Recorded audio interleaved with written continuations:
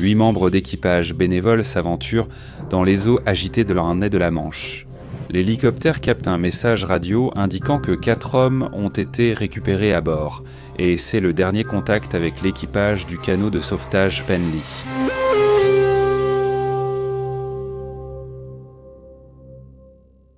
Le canot de sauvetage Solomon Brown de la Royal National Lifeboat Institution était un canot de sauvetage de classe Watson, appartenant et exploité par la Royal National Lifeboat Institution au Royaume-Uni. 8 bénévoles du village côtier de Mousehole composaient l'équipage du Solomon Brown, basé à la station de sauvetage Royal National Lifeboat Institution de Penly. Le port de pêche de Mousehole se trouve sur la rive ouest de Mounts Bay, à seulement 2,5 miles au sud de Penzance, qui est la plus grande ville de l'extrême sud de la Cornouaille.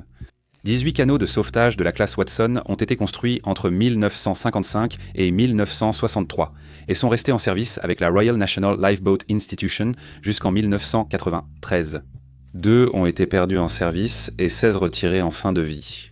Prévu. Le Solomon Brown est un canot de sauvetage à coque de déplacement non auto-redressable, donc incapable de se redresser seul en CAS de chavirement. Il mesurait 14 m de long, 4 m de large et avait un tirant d'eau de 1,35 m. Le canot de sauvetage avait une autonomie de 280 milles nautiques et une vitesse maximale de 9 nœuds. Le 17 décembre 1981, le navire à moteur Union Star quitte la Hollande pour son voyage inaugural. Union Star était un navire tout neuf immatriculé à Dublin, en Irlande, et classé comme un mini-vrac côtier à coque en acier.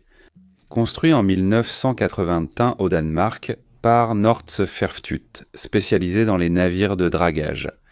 Le navire faisait 70 mètres de long, 11 m de large et 3,4 mètres de tirant d'eau. Il était équipé d'un moteur diesel 7 cylindres 4 temps, avec un arbre et une hélice, atteignant 10 nœuds. Union Star entre en mer du Nord à 24 milles au nord-ouest d'Amsterdam. Le capitaine Henry Morton commande le navire avec 4 membres d'équipage. Il transporte une cargaison d'engrais agricoles. Après avoir traversé la mer du Nord jusqu'à la côte de l'Essex en Angleterre, l'Union Star fait une escale imprévue dans la ville côtière de Brightlingsea, juste au nord de l'estuaire de la Tamise. 3 passagers embarquent.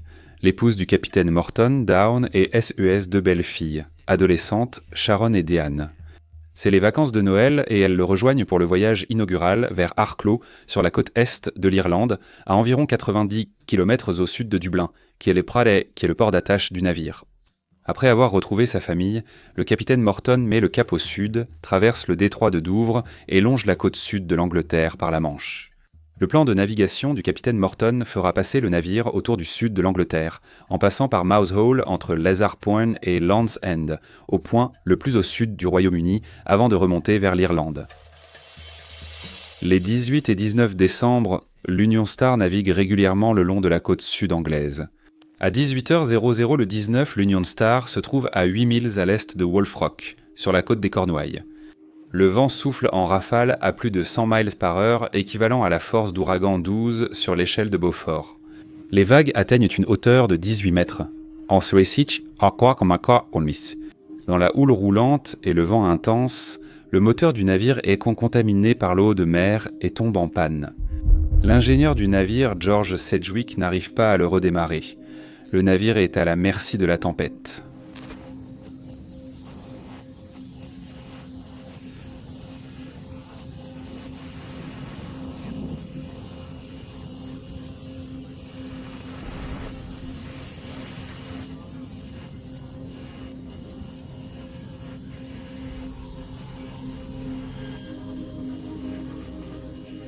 Le capitaine Morton contacte la garde côtière par radio pour les informer de la situation, mais il n'envoie pas d'appel de détresse Mayday. Le remorqueur Nord de Hollande entend l'échange et propose son assistance sous contrat Lloyd's Open Form. Le capitaine Morton refuse l'offre. Dans ce type de situation, où un navire nécessite une assistance urgente, il n'y a pas le temps de faire rédiger un contrat par des avocats. Le contrat Lloyd's Open Form, standardisé, est largement utilisé pour accélérer la prise de décision. Le remorqueur de sauvetage aurait le droit de faire une réclamation sur la valeur de la cargaison et du navire s'il parvient à sauver le navire. La valeur réelle du contrat sera déterminée plus tard par un groupe de personnes spécialisées dans ces domaines du droit. Le capitaine Morton parle au propriétaire du navire, il lui conseillant de préférer une demande d'assurance sauvetage à la perte du navire. Il appelle le remorqueur Nord-Holland par radio et demande de l'aide. À bord de l'Union Star, le capitaine Morton, sa femme, cette belle fille, et 4 membres d'équipage sont poussés par le vent vers les rochers de Bosquin près de Le Morna. Le capitaine Morton envoie un Mayday reçu par la station des gardes-côtes de Falmouth. La station des gardes-côtes tente de contacter la station de sauvetage de Penly, qui est la plus proche de l'Union Star, mais ils n'arrivent pas à les joindre immédiatement. En raison de la proximité de l'Union Star avec la côte, les gardes-côtes de Falmouth sollicitent le soutien de l'escadron aéronaval 820 basé à la station aérienne de la Royal Navy de Coldross, à 12 miles à l'est du navire. Un hélicoptère Sea-King de la Royal Navy est dépêché avec 4 membres d'équipage. Le pilote, le lieutenant-commandant Russell Smith, est détaché de la marine américaine.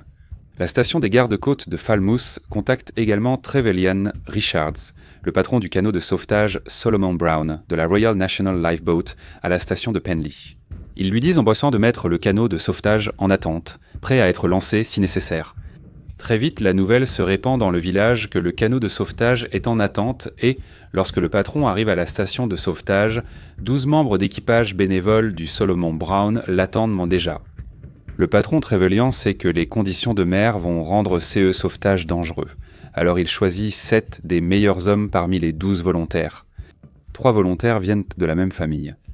Trevelyan refuse de risquer plus d'un membre de la même famille et n'en choisit qu'un seul parmi les 3. En arrivant au-dessus de l'Union Star, l'hélicoptère Sea-King découvre que le navire roule et tangue si violemment dans la mer déchaînée que l'appareil manque de peu d'être percuté par le mât du bateau.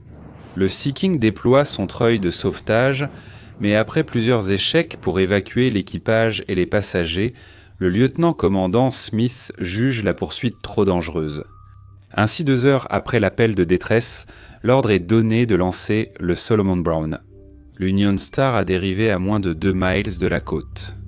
Le Solomon Brown part de sa base à 20h12. L'équipage progresse à travers les vagues et le vent, entrant dans la baie de Mounts et rejoignant l'Union Star à la dérive.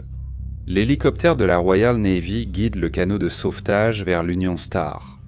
L'Union Star a déjà perdu une ancre à cause de la tempête et s'accroche désespérément à sa position, tandis que le Solomon Brown lutte pour s'approcher du navire. Pendant une demi-heure, le canot de sauvetage tente à plusieurs reprises de s'approcher du navire. Finalement, le patron force son canot de sauvetage à se placer à côté, permettant à son équipage de lancer des cordes vers le navire. Depuis l'hélicoptère, le capitaine de corvette Smith aperçoit les silhouettes sombres de personnes portant des gilets de sauvetage fluorescents courir sur le pont et sauter dans le canot de sauvetage, où elles sont attrapées et maintenues en sécurité par l'équipage. Solomon Brown contacte l'hélicoptère par radio.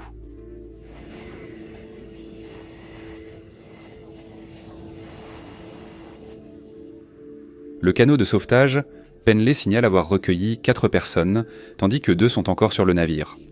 J'ai compté 8 personnes à secourir, le capitaine, 4 membres d'équipage, sa femme et SES 2 belles filles. Smith, le pilote du Sea-King, suppose que le canot de sauvetage va maintenant rentrer. Alors il détourne l'hélicoptère et met le cap sur la base.